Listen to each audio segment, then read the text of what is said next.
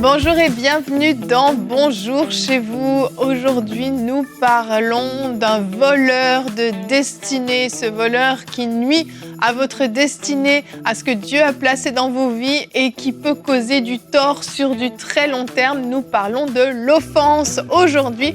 Et pour ce faire, je suis avec mes amis aujourd'hui. Mon offensé, ça tombe bien. Bonjour mesdames. Bonjour Evelyne. Vous allez bien? Ça va bien, toi? Ça va très bien, merci beaucoup. Un thème important aujourd'hui pour ce début de semaine. On parle donc de l'offense. On sait que c'est un sujet délicat et qui concerne malheureusement beaucoup de personnes. Et aujourd'hui, on va tâcher de vous donner non seulement des clés pour comprendre le mécanisme de l'offense, mais aussi pour pouvoir vous en sortir, puisque Annabelle, tu vas faire une rubrique couple et relations.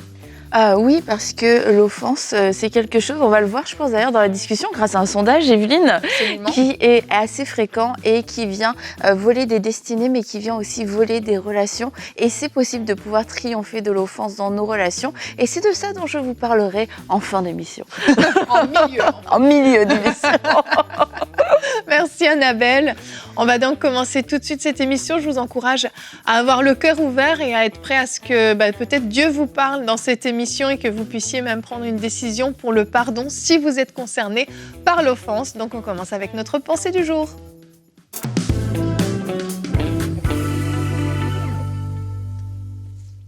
Lorsqu'on parle de l'offense, je crois que tous, nous pouvons nous sentir concernés parce qu'à un moment ou à un autre, on a été confronté à une situation offensante. Peut-être c'est une personne proche. Habituellement, lorsque l'offense vient justement vraiment tirer dans notre cœur, c'est parce que c'est quelqu'un de proche. Peut-être c'est un conjoint, une amie, un parent, vraiment une personne avec qui on avait une relation de confiance, peut-être une sœur à l'église, quelqu'un en tout cas qui a fait quelque chose, qui a dit quelque chose qui nous a blessés et l'offense s'est installée. L'offense arrive lorsque le moment où on est blessé et en fait, on ne pardonne pas et du coup, on garde une amertume qui est dans notre cœur, qui pousse des rejetons, qui nous éloignent en fait du Seigneur parce qu'on est offensé. Et il y a un verset dans la parole de Dieu que je trouve extraordinaire, c'est dans Proverbe 19, le verset 11. La Bible dit « L'homme qui a de la sagesse est lent à la colère, il met sa gloire à oublier les offenses. Et je me rappelle la première fois que j'ai lu ce verset, je me suis dit, waouh, il met sa gloire à oublier les offenses. Alors que dans la vie de tous les jours, dans le monde dans lequel on est,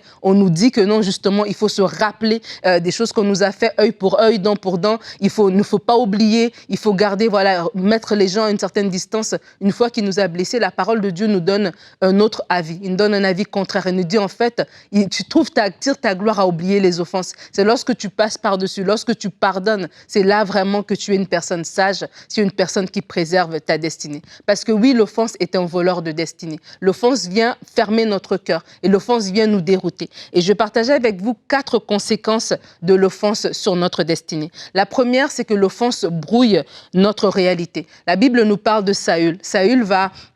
À un moment donné, il est roi et il y a David qui va devenir dans son armée. Et alors que David revient de la bataille, on trouve ce verset dans 1 Samuel 18, à partir du verset 5. La Bible dit « David partait en campagne et il réussissait partout où l'envoyait Saül. Celui-ci le mit à la tête des hommes de guerre et il plaisait à tout le peuple, même aux serviteurs de Saül. » Alors qu'il revenait de guerre, après que David eut tué le Philistin, les femmes sortirent de toutes les villes d'Israël à la rencontre du roi Saül. Elles chantaient et dansaient au son des tambourins et des triangles et elles poussaient des cris de joie. Les femmes qui chantaient se répondaient les unes aux autres et disaient « Saül a frappé ses 1000 et David ses 10 000 ». Moi, ça m'a toujours fait rire parce que Saül fut très irrité. La Bible dit il le prit très mal la situation. Il dit on en donne 10 000 à David et c'est à moi qu'on donne les 1000. Il ne lui manque plus que la royauté. Et Saül regarda David avec malveillance à partir de ce jour et par la suite. Et vous dites une situation assez banale en fait. C'est un chant que les femmes ont chanté, 1000, 10 000, etc. Et juste par ça, Saül a été irrité. Et cette irritation, parce qu'il n'a pas su fermer la porte tout de suite à l'ennemi, cette irritation a ouvert la porte pour qu'il y ait de l'offense dans son cœur. Et à partir de là, ça a complètement changé. Ça a brouillé la réalité de Saül parce qu'en fait, Saül est devenu jaloux. Jaloux de quelqu'un quelqu'un qui était un vaillant héros dans son armée, qui était sous ses ordres, en fait. Ça a complètement brouillé sa réalité. Et je veux vraiment vous poser la question, peut-être certains d'entre vous, l'offense que vous avez vécue vous fait regarder la vie différemment, vous fait regarder cette personne différemment, vous fait regarder cette situation différemment. C'est pas que ces choses-là sont réelles, mais c'est en fait, ça change votre perception des choses. La deuxième chose, c'est que l'offense va changer la disposition de notre cœur. Saül, à ce moment-là, va voir David d'un mauvais œil. L'offense change la disposition de notre cœur. La troisième chose, c'est qu'elle nous vole. On parle de voleurs de destinée, mais elle nous vole aussi des relations. Saül aurait pu avoir David comme un bras droit, avoir David comme quelqu'un de vaillant, de fidèle, d'honnête, voilà, qui allait rester dans son armée pour toujours. Mais en fait, cette relation a été volée. Le potentiel de cette relation a été tout simplement perdu. Et la quatrième conséquence, c'est qu'elle nous sort du plan de Dieu pour nous. Dans le cas de Saül, c'est qu'il était devenu tellement obsédé par David que, voilà, Dieu l'avait mis roi alors qu'il n'était même pas qualifié pour être roi. Mais tout ça a fini par lui glisser entre les doigts. Pourquoi? Parce qu'il a, à partir de cette situation, commencé à prendre des attitudes, commencé à prendre une façon de réagir et tout ça. Et au final, il s'est disqualifié. Ma prière pour vous, on est encore en début d'année, c'est important de vous positionner, de dire, je ne veux pas me faire voler, que ce soit mes relations, que ce soit ma destinée, que ce soit les plans et les projets que Dieu a pour moi, parce que je refuse de pardonner. Et reconnaître l'offense dans votre cœur et la déraciner va vous aider à aller plus loin. Oui, merci Nadine. Merci pour l'exemple de Saül. Et on voit qu'en fait, lui, l'offense s'est passée au travers de la jalousie. Il y a différentes façons par lesquelles l'offense peut rentrer, mais le fruit reste toujours le même. Voilà. En fait, l'offense, c'est une blessure, réellement. Il y a une vraie blessure. Et le problème d'une blessure qu'on ne soigne pas, c'est qu'elle finit par s'infecter. Et je ne sais pas si vous êtes déjà blessé, mais généralement, la blessure peut être toute petite, mais quand il y a infection, vous pouvez avoir tout le doigt jusqu'à la main. Et si on ne soigne pas, ça finit par contaminer le corps au complet. Et c'est ce qui se passe avec l'offense, c'est que votre cœur est blessé, mais si vous ne soignez pas, votre cœur au complet va s'endurcir, va être infecté. Et ce qui arrive après, c'est comme si tout ce qu'on vit passe au travers du filtre de l'offense. Parce que je suis offensée, les mots que vous allez me dire, les paroles qui vont sortir, les choses que je vais vivre, les actions qui vont être posées pour moi, vont passer au travers du filtre de l'offense et vont juste venir alimenter quelque chose par un mensonge, en fait. Et toujours, toute la réalité va être déformée. Et c'est ça qui est terrible. Et on devient réellement une personne offensée à partir de ce moment-là, remplie de blessures, de pics même, qui vont vouloir faire mal aux autres pour se protéger, pour garder les autres à distance. Et ça va très très loin. Ça, c'est une blessure qui n'est pas soignée, qui n'est pas traitée. Et le seul moyen de traiter cette blessure, on en parlera plus tard, mais c'est forcément le pardon. Le pardon vient pour permettre de faire justement cicatriser ces blessures et empêcher que ça s'infecte. Et comment tu parlais d'un filtre, c'est vraiment ça, parce que et c'est pour ça que la Bible nous dit que ça produit des rejetons. Oui. C'est qu'il va y avoir des choses qui vont être produites à cause de l'offense, notamment avec ce filtre. C'est qu'une parole passée par le filtre devient un pic, une situation devient une situation où je me sens attaquée, je ne me sens pas comprise. Et on voit même dans les couples, beaucoup de couples vont vivre beaucoup d'incompréhension, beaucoup de blessures répétées et répétées. Mais en fait, on se rend compte que peut-être il y a 10 ans où ça a été que le fruit d'une offense. Il y a eu une offense, une fois, il y a 10 ans, et depuis, c'est que des fruits. Et si on veut traiter juste les fruits de l'offense, en fait, on va passer sa vie à se battre, on va passer sa vie à enlever un fruit sans enlever l'arbre, sans enlever la source.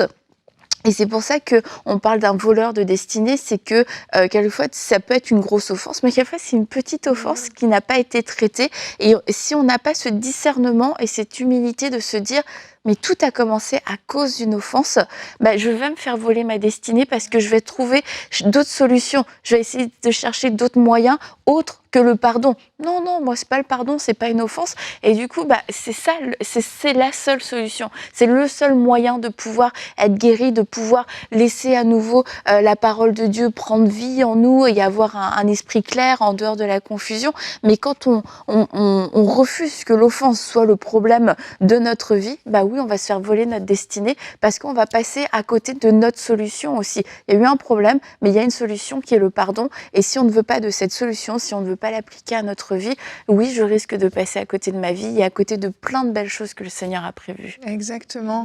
Et on a fait un sondage, t'en parlais tout à l'heure, Annabelle. On peut le voir tout de suite. On vous a posé la question, êtes-vous offensé? Et le résultat est quand même assez impressionnant. Vous êtes quand même 36% à dire que vous n'arrivez pas à pardonner, que c'est trop dur.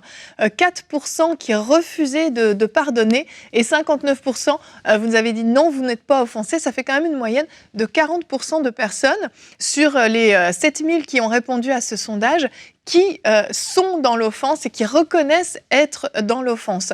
Donc c'est certain, on en parlait avant l'émission, il y a un processus au pardon, il y a des étapes. Alors, est-ce qu'on est encore offensé ou pas? Mais la question à se poser surtout, c'est est-ce que je suis prêt ou prête à prendre la décision de sortir de l'offense? Parce qu'en fait, petit à petit, c'est quelque chose qu'on a tendance à cultiver, presque à chérir en fait. Cette blessure, ça devient votre identité, ça devient qui vous êtes. Et à cause de ce que j'ai vécu, voici pourquoi je me comporte comme ça. Voici, et vous justifiez certaines actions, vous justifiez certains traits de votre caractère parce que vous avez vécu telle ou telle chose dans votre vie. Et finalement, ça devient une occasion même de se cacher derrière ça et de dire, on m'a fait tellement de mal, moi j'ai le droit de me comporter comme ça. Malheureusement, la Bible, ou heureusement plutôt, la Bible n'enseigne pas de se comporter de cette façon-là. La Bible nous dit d'avoir en nous les mêmes sentiments qui étaient en Jésus-Christ. Amen. Et en tant qu'enfant de Dieu, on doit réaliser cela et se dire que lorsque je choisis le pardon, lorsque je choisis d'être libre des offenses, mais je choisis de ressembler à mon Sauveur en fait. Et les situations de la vie peuvent venir pour nous offenser, mais qui est derrière l'offense? C'est l'ennemi. C'est Satan qui est derrière l'offense. Et lorsqu'il vient et qu'on permet à l'offense de rester, comme tu dis, ça va changer notre façon de voir les choses. Ça va nous voler quelque chose. Oui. On peut se dire, oui, je pardonne pas parce que j'ai des bonnes raisons, mais ça nous vole quelque chose en fait. Parce que là, Dieu peut pas travailler avec notre cœur. Notre cœur, il est endurci. Et aujourd'hui, il est peut-être endurci parce que, comme on parlait du couple, peut-être mon mari m'a offensé parce que j'ai demandé de me rendre un service, il n'a pas voulu. Mon cœur est endurci par rapport à ça, mais à un moment donné, même moi-même, mon affection vers lui diminue. Parce qu'au fur et à mesure, parce que je nourris cette offense-là, j'entends tout au travers de cette offense. Et au fond, à un moment donné, ça me vole en fait. Et c'est de se dire, comme ce verset a dit dans Proverbe, que celui qui est lent à la colère, il a de la sagesse, il tire sa gloire à oublier les offenses. C'est important vraiment de se dire, je me positionne comme étant quelqu'un qui est je ne marche pas dans l'offense. Ma réaction première est de pardonner. Et on connaît des personnes dans notre entourage, et peut-être vous êtes cette personne-là, que oui, vous avez vécu quelque chose qui vous a offensé et vous n'arrivez pas à vous débarrasser. Les années ont passé, mais vous racontez l'histoire comme si elle s'était passée hier. Et peut-être la vie a continué, mais je vous dis qu'il y a des choses beaucoup plus grandes que vous aurez pu avoir si vous aurez laissé aller cette offense-là. Laisser aller l'offense, ne pas dire que vous cautionnez ce qui s'est passé, ça ne veut pas dire que vous donnez raison à l'autre personne. On laisse aller l'offense même avant que la personne vienne nous demander pardon. Peut-être que cette personne, vous n'aurez plus à la rencontrer. Peut-être même qu'elle est décédée. Je veux dire, il y a tellement des possibilités. Mais l'idée est que vous, avec Dieu, quand vous choisissez de sortir de l'offense, vous dites à Dieu, je veux marcher avec toi. Je veux appliquer ta parole, je veux appliquer tes principes. Je veux croire que lorsque je pardonne, lorsque je laisse aller cette situation, tu as mieux pour moi. Je veux croire que ce qui est devant moi est encore plus grand. Et c'est vraiment une position que vous prenez. Alors vraiment, c'est un encouragement. On est encore en début d'année. Et il y a certains d'entre vous, l'offense, vous la traînez depuis des années. C'est depuis des années que vous traînez. Et c'est important aujourd'hui de prendre la décision. Parce que vraiment, comme Yveline, on en parlait avant l'émission, c'est une question de décision. De prendre la décision que ça y est, je ne veux plus me faire voler mes amitiés, je ne veux plus me faire voler ma paix, ma joie. La Bible dit que tout ce qui est bon, qui est admirable, qui est honorable, soit l'objet de vos pensées. Et lorsqu'on est offensé, c'est cette situation qui est l'objet de nos pensées. Et vraiment de se dire, à partir d'aujourd'hui, je ne me fais plus voler, je choisis de marcher libre de l'offense. Amen. Et avant de passer à la rubrique d'Annabelle, j'aimerais qu'on regarde notre verset du jour. Paul a eu de nombreuses raisons d'être offensé également, mais il a toujours choisi le pardon. 2 Corinthiens 2, au verset 10 et 11, nous dit « Or, à qui vous pardonnez, je pardonne aussi. Et si j'ai pardonné quelque chose à quelqu'un, je l'ai fait à cause de vous, en présence de Christ, afin de ne pas laisser à Satan l'avantage sur nous, car nous n'ignorons pas ses intentions. Le diable va se servir de l'offense pour venir nuire à votre vie, nuire à vos relations présentes et futures. Le diable va se régaler avec l'offense. Et si vous n'avez pas la force de pardonner, vous trouvez ça trop dur, parce que vous pensez que vous devez faire payer quelque chose à l'autre personne, eh bien sachez que vous êtes rentré dans les intentions du diable. Et Paul dit, nous ne les ignorons pas. Le diable veut détruire les relations, veut détruire votre vie, détruire votre destinée. Et le meilleur moyen pour lui, c'est l'offense. L'offense va se répandre dans tous les domaines de votre vie. Et vous pouvez, oui, dès aujourd'hui, prendre une décision pour le pardon. Et on va voir avec toi, Annabelle, comment on peut aller dans cette décision et se libérer de l'offense dans la rubrique Couple et relations.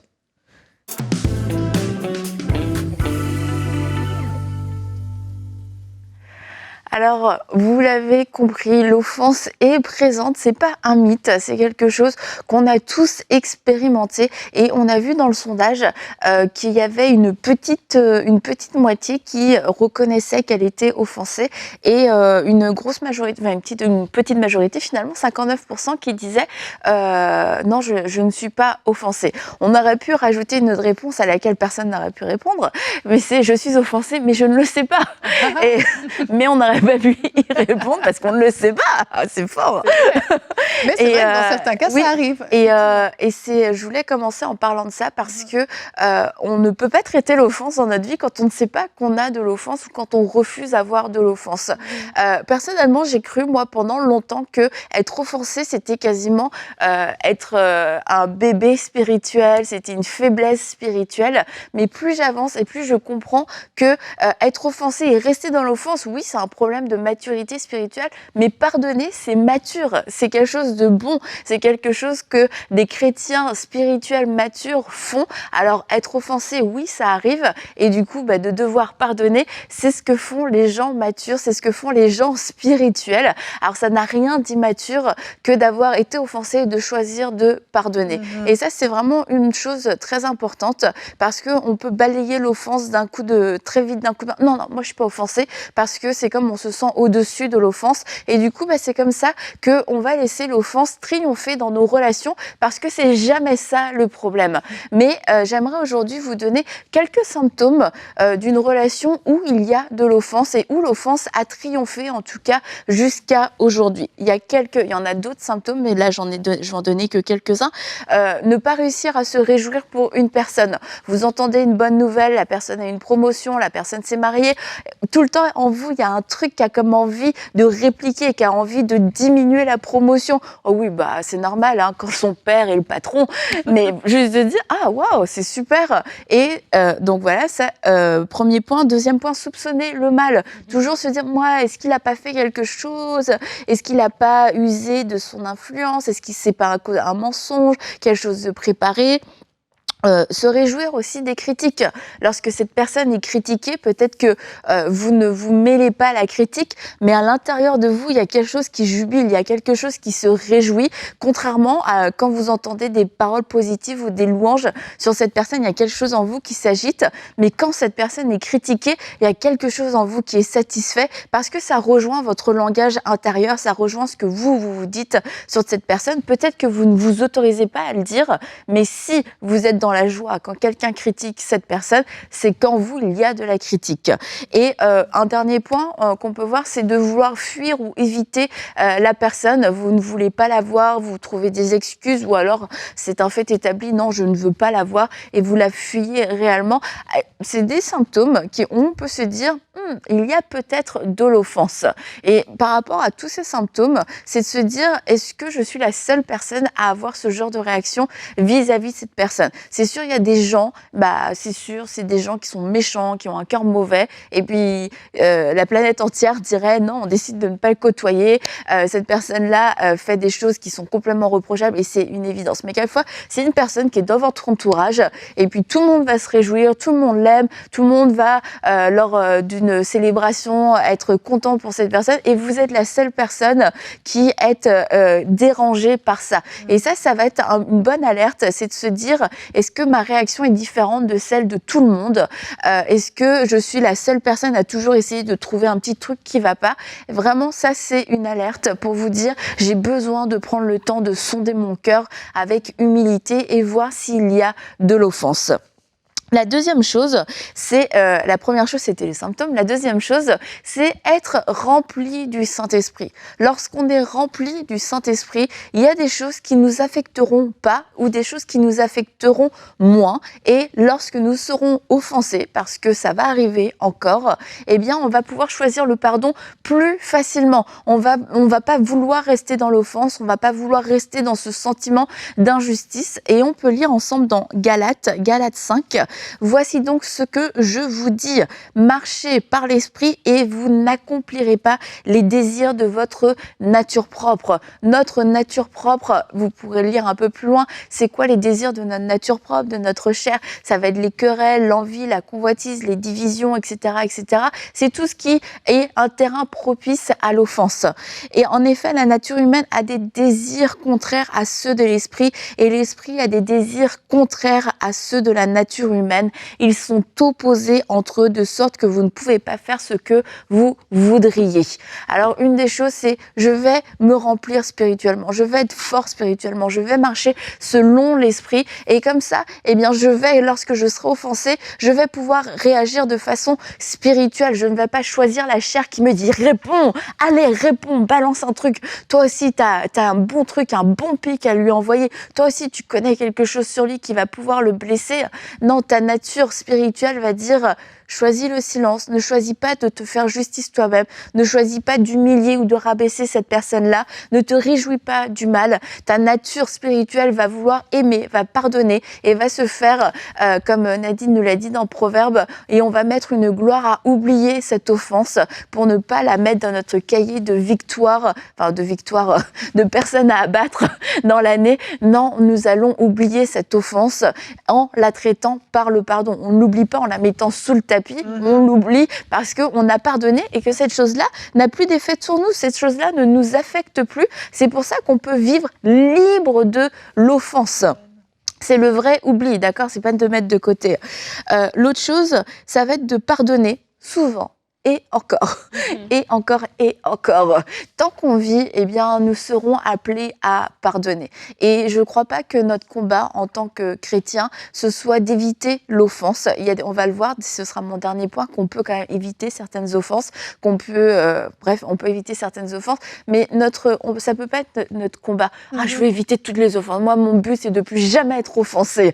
Parce que la Bible ne nous dit pas ça. La Bible nous dit de pardonner. Constamment, la Bible nous encourage à pardonner. Pourquoi Dieu nous encourage autant de fois à pardonner? C'est parce qu'il sait qu'on va avoir besoin de pardonner. Et un commandement très important qu'on a reçu, c'est de pouvoir s'aimer les uns les autres. Et il y a quelqu'un qui a dit quelque chose dont je ne me souviens pas de façon exacte, donc je vais totalement paraphraser, mais c'est que quand on aime, eh bien, on va souvent pardonner. Et quand on aime longtemps, on va souvent pardonner.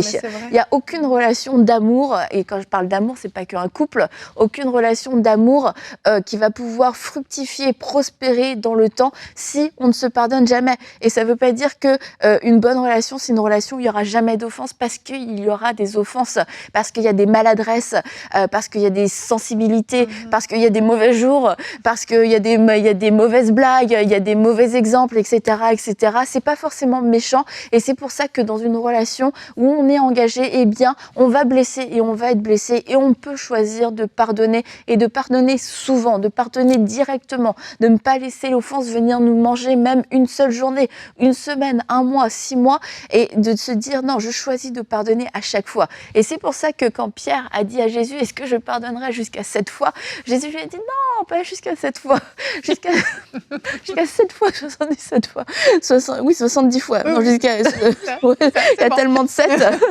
mais 70 fois 7 fois, c'est énorme, 70 fois 7 fois, vous imaginez, ça veut dire que tu pardonnes toujours.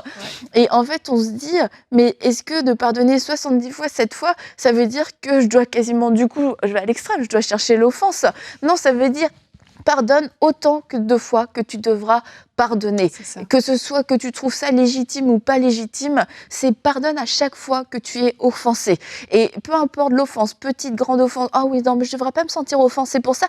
Non, peut-être que tu ne devrais pas te sentir offensé pour ça. Peut-être que tu as besoin de te fortifier spirituellement. N'empêche que tu as été offensé. Donc maintenant, eh bien, tu dois faire le choix de pardonner. Et si tu te dis, j'ai besoin de grandir parce que je ne peux pas me permettre d'être offensé juste pour une petite blague, je ne peux pas me permettre d'être offensé juste parce que quelqu'un m'a pas dit bonjour à l'église, eh bien, fortifie-toi, marche par l'esprit, deviens plus fort spirituellement, mais ne fais pas de ça, de cette excuse, un moyen pour ne pas pardonner parce que c'est toi qui vas te retrouver avec cette blessure. Et c'est comme un coup de couteau. Vous pouvez vous prendre un coup de couteau volontairement, c'est un agresseur, il vient de planter un coup de couteau. Mais c'est comme, oui, il faut que j'aille aux urgences, il faut que j'aille me faire soigner. Et de ne pas vouloir pardonner des offenses qu'on trouve pas, où on se dit, oh non, ça n'aurait pas dû arriver. C'est comme quelqu'un se retourne et puis il te donne un coup. Mais est-ce que tu vas pas soigner ta plaie? C'est une plaie. Oui. Peu importe comment elle est arrivée, c'est une plaie. Et c'est pour ça que Jésus nous dit, pardonne 77 fois, 7 fois, parce que pardonne à chaque fois dont on aura besoin, parce qu'à chaque fois que tu as une offense, c'est une plaie. C'est une plaie qui peut s'infecter et c'est pour ça que tu as besoin de pardonner. Et c'est le fait de pardonner, c'est pour se soigner nous-mêmes, c'est pour se guérir soi-même, c'est pour se protéger soi-même. Maintenant, je vais terminer cette rubrique quand même en disant que s'il y a quelqu'un dans votre entourage qui constamment vous donne des coups de couteau et que cette personne est devenue un agresseur, c'est important de pouvoir aussi prendre des mesures, de se dire je vais pardonner à chaque fois. Si un coup de couteau arrive, eh bien je pardonnerai, mais de ne pas non plus aller chercher les coups de couteau, de ne pas non plus laisser l'agresseur vous agresser à chaque fois. Oh, c'est pas grave, je vais pardonner. Il y a aussi une question de bon sens, de se dire ok, c'est important que je puisse me protéger de la bonne façon, et puis aussi de pouvoir, ça c'est la partie où des gens veulent vous faire volontairement du mal, de pouvoir poser des limites, ne pas être naïf et de vous laisser détruire, et puis aussi dans l'autre sens, eh bien, apprendre à communiquer, pouvoir apprendre à dire aux gens, en fait, ça, quand on me dit ça, moi, ça me blesse, ça m'offense, pour que ces choses n'arrivent plus ou arrivent de moins en moins et que vous puissiez apprendre à vous connaître de mieux en mieux. Et la plupart du temps, lorsque les gens ont des bons cœurs, eh bien, la communication va faire qu'on va pouvoir régler les problèmes, peut-être pas du jour au lendemain, mais en tout cas, on va pouvoir mettre en lumière un problème, une façon de communiquer, une façon de fonctionner qui ne nous convient pas, dans lequel on se retrouve toujours offensé, et de pouvoir le mettre à la lumière, de pouvoir le communiquer, eh bien on donne aussi les outils à la personne en face de pouvoir nous aimer et d'arrêter de nous faire du mal avec quelque chose qui pensait qui peut-être nous faisait rire ou nous aidait, et de pouvoir du coup avancer. Mais on va pouvoir avancer si premièrement on choisit de pardonner. Et je vais terminer en disant ça, pardonner, ça ne veut pas dire que vous aviez tort ou que vous avez raison. Ça veut simplement dire que vous acceptez de guérir, de laisser le Seigneur guérir votre plaie et de relâcher cette personne et de ne pas vivre avec une blessure ouverte toute votre vie. Merci Annabelle, merci pour cette rubrique. Eh bien, on comprend par tout ce qu'on a partagé aujourd'hui que l'offense, c'est quelque chose qui va vous arriver un jour ou l'autre si vous ne l'avez jamais vécu. Gloire à Dieu. Terminons sur ça. Mais c'est une réalité. Et si vous nous écoutez, vous êtes senti concerné par ce point-là, vous êtes senti touché et concerné en vous disant je pense que je suis offensé. Eh bien aujourd'hui, vous pouvez prendre une décision certes qui n'est pas facile, je ne dis pas que c'est facile selon ce que vous avez vécu, mais une décision qui peut tellement changer votre vie et vous permettre de récupérer la destinée qui est en train de vous glisser entre les doigts. Aujourd'hui, vous pouvez simplement dire au Seigneur, aujourd'hui Père, je reconnais, je suis blessé, je suis offensé, mais je veux pardonner. Si vous n'y arrivez pas, vous pouvez dire Seigneur, aide-moi à pardonner. Et aujourd'hui, je prends la décision de pardonner telle personne. Elle m'a fait ça. Elle m'a fait ça, elle m'a fait ça, et j'ai ressenti ça. Vous avez le droit de mettre des mots sur ce que vous avez vécu. Et Seigneur, aujourd'hui, je décide de pardonner et d'aller de l'avant, parce que je ne veux plus rester attachée à cette blessure. Je crois que Dieu peut vous donner une grâce spéciale pour vous aider à pardonner, parce qu'il n'y a aucun doute que vous êtes dans la volonté de Dieu lorsque vous pardonnez. Faites-le pour vous-même. Ne le faites pas pour la personne qui vous a blessé. Faites-le pour vous-même. Libérez-vous de l'offense et ne laissez plus le diable pouvoir détruire votre destinée, vos relations et votre vie tout entière à cause de l'offense. Vraiment que Dieu vous aide, que Dieu vous fortifie et que vous puissiez prendre les bonnes décisions. On se retrouve demain, on va parler du changement. Jésus-Christ, auteur du changement. Jésus peut nous aider, peut nous transformer dans tous les aspects de nos vies. On en parle demain et Nadine, tu seras notre coach puisque tu vas faire une rubrique sur comment être transformé dans son caractère. Une belle suite à l'émission d'aujourd'hui. On pardonne et ensuite on vit une transformation dans notre caractère pour devenir une meilleure personne. Alors à demain, bonjour chez vous.